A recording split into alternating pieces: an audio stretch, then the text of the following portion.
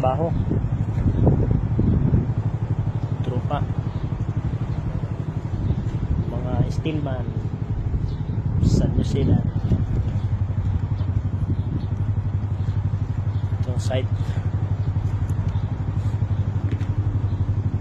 Yung mga gustong pumunta rito, mga skilled worker, maghanap lang kayo ng agency na pwede mag-process sa inyo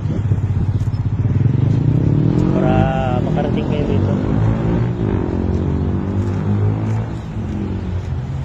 Sasakyan ng aming kasama, tagatali ng bakal, pro sports car. Yung isa, yun, siya kasama ko.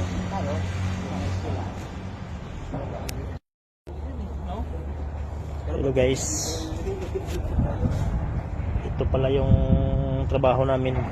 Oh, dali na, finish. Oh, ready for pouring of concrete. Trabaho ng mga steelman.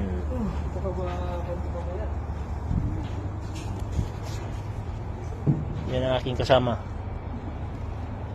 Break time yan, break time. Bro, shout out.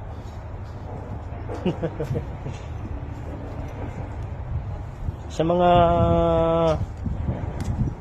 nangangarap makarating dito sa New Zealand, ano lang kayo kung anong mga skilled meron kayo. Steel fixer ba? Basta related sa construction, in demand yan dito. Oh. Kagaya sa amin, kami ay steel fixer, so in demand din. Tapos mga carpenter, pipe fitter, mga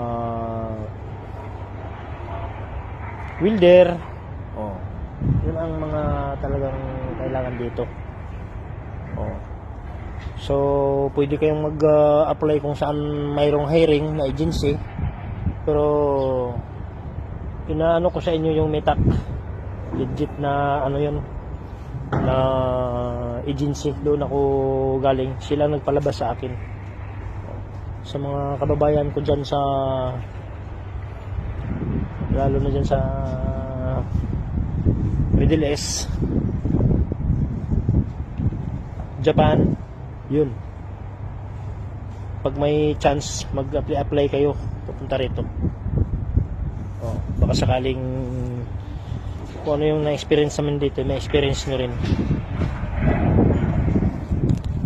So yun lang, sana makatulong. Huwag palang kalimutang i-follow ang ating Facebook para updated kayo sa aking mga susunod na mga tips about sa buhay dito sa New Zealand. Just you? Just them me live here. Oh, yes. I don't know what it is. Because they have no boom here. Ah. They don't have to leave it. In trouble. Trouble. Tama siya nung kasi maganda na yung ganito hindi lang